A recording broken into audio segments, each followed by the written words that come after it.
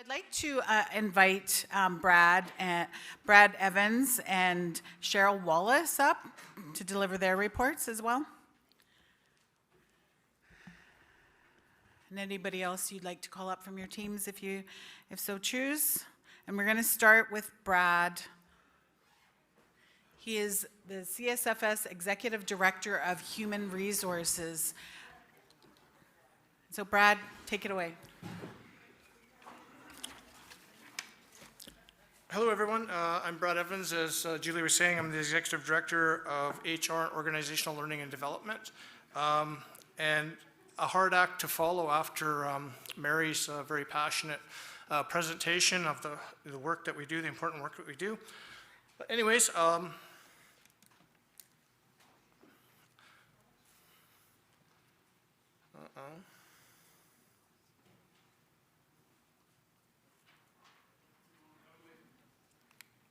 there we go.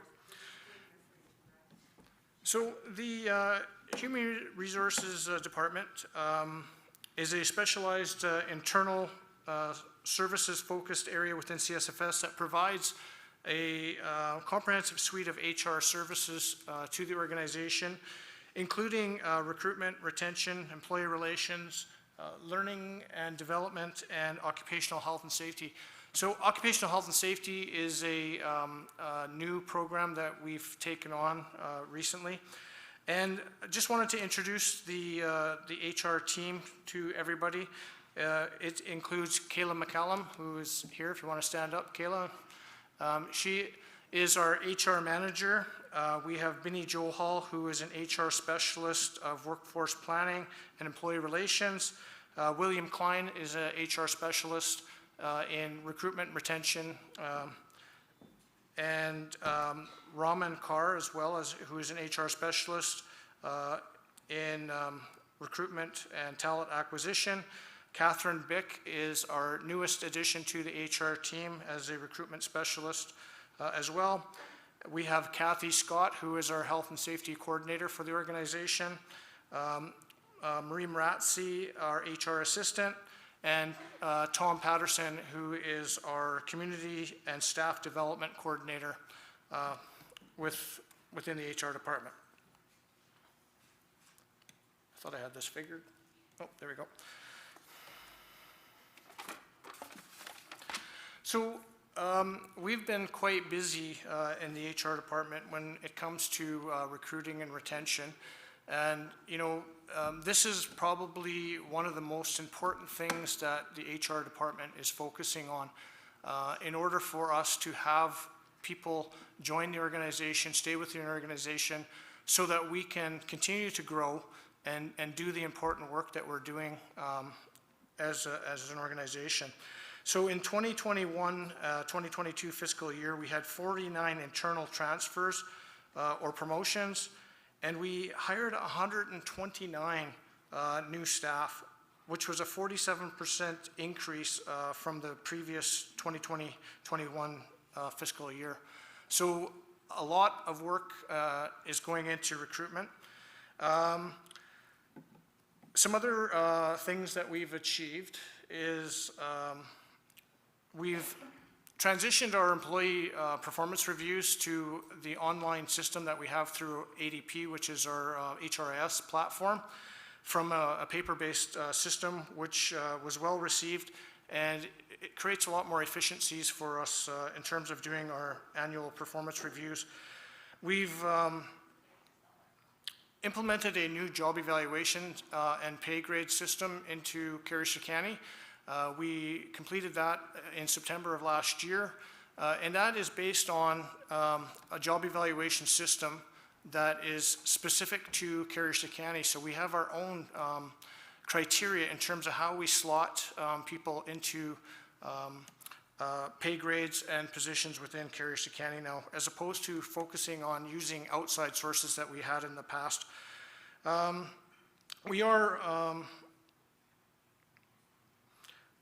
We did some reorganization as well, in terms of we've moved away from the HR generalist model that we've had and moved to, as I said earlier, as I introduced the HR team, to more of HR specialist roles.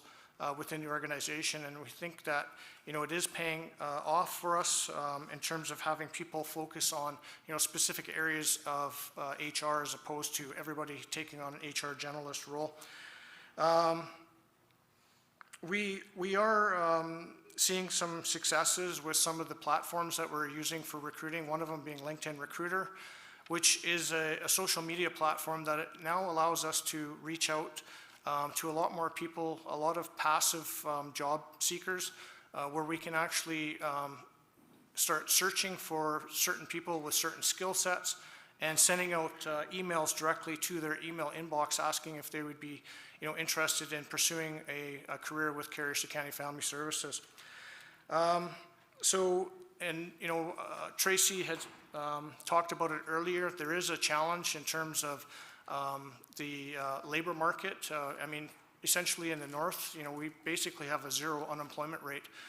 So it is a challenge when you look at some of the organizations that we are trying to, that we're competing with. For example, Northern Health.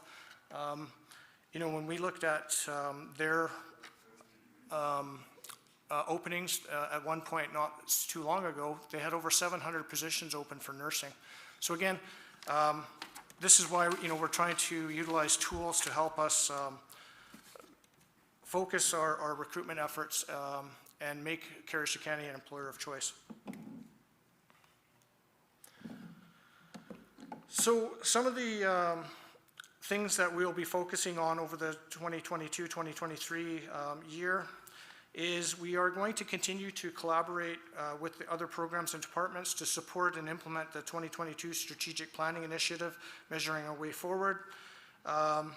We want to continue to develop standard and consistent recruitment branding to differentiate CSFS from other social and health service providers to become an employer of choice. And again, recruiting and onboarding are going to be some key things that we're focusing on over the next year to make sure that we provide a positive employee experience and make sure that we are setting people up for success when we bring them on board. Some other things that we have engaged in, we've engaged organization Six Sigma Productions to actually do a specialized recruiting video that will focus on recruiting specialists and professionals for CSFS.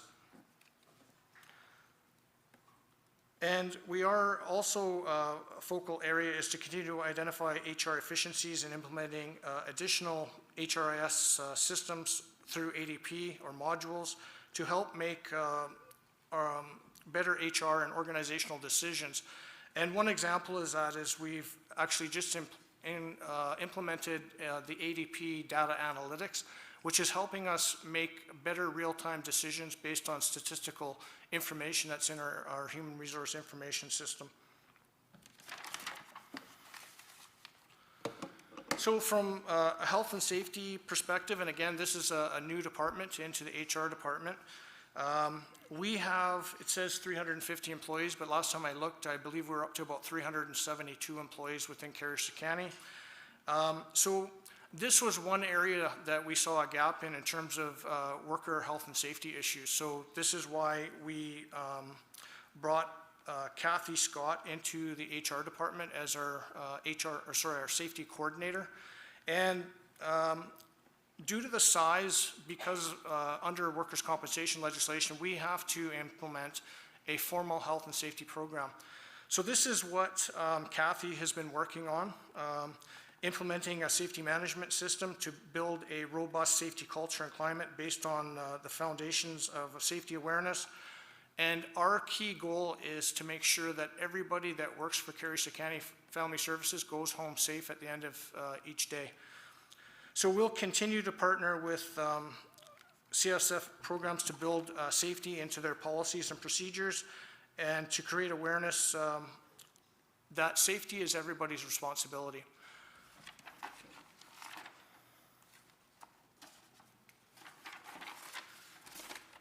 So in building our safety and risk management, we worked with the youth services sort of as a starting point due to the risk of workplace violence. You know, and Amy was talking about a low barrier services that we provide. So Kathy has been working with youth services, looking at incident reports, which have decreased by 10%.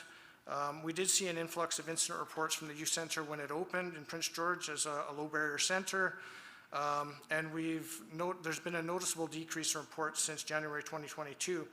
So it is evident that, Amy and her team are doing a lot of hard work to keep their staff safe, and where we're doing, risk analysis around violence in the workplace and those types of things. So staff are aware of the requirement to complete an incident report, and CSFS has an investigation team that can follow up and provide recommendations where required.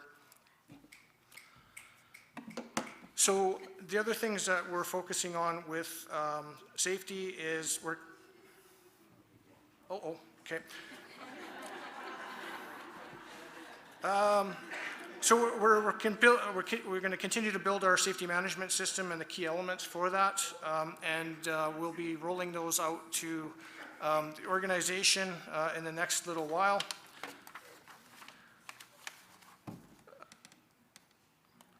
Just a couple of other quick notes.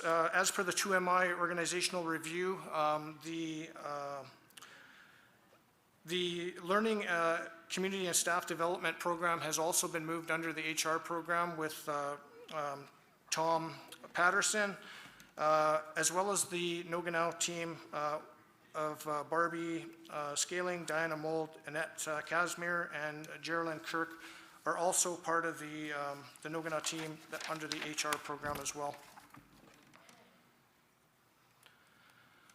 So some of the great work that has been going on with the learning team is the past year they've seen the completion of a number of cohorts for Indigenous human service workers, Aboriginal early childhood educators, and we'll be starting some additional Indigenous human service worker programs and training, community health representative training, and they're looking at a unique virtual training program leading to attaining a bachelor's in social work. Along with their successes, they've supported driver's license training for a lot of community members as well. And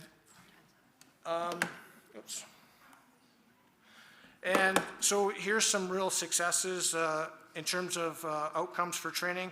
Aboriginal early childhood educating certificates, we've had 10 grads from that. Indigenous human service diploma, there was 10. 125 people are on the list for driver training, with quite a few of those that have successfully received their driver's licenses. And we have a student enrollment in the next Indigenous human services diploma cohort of 18. So yeah, we're some really great stuff going on from the learning and development side of things. All right.